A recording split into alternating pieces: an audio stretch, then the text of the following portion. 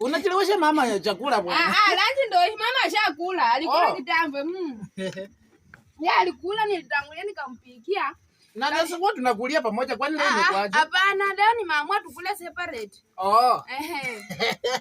Wacha sasa nikule. Na mama yake umpei? Ashakula, yeye nilimpikia mapema. Yeye ni mgonjwa by the way, wacha.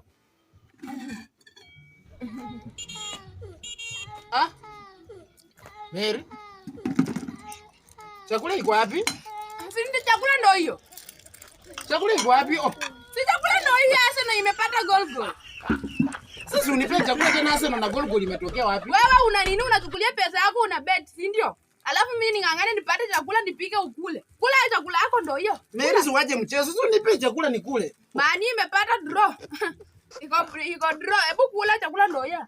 Sasa vitu na betting unaleta kwa chakula kwa nini na wewe? Sinipe chakula sasa betting na chakula. Mimi nilipeti kwa pesa sasa nini na ningeshinda? Nani alikutuma uende ubeti?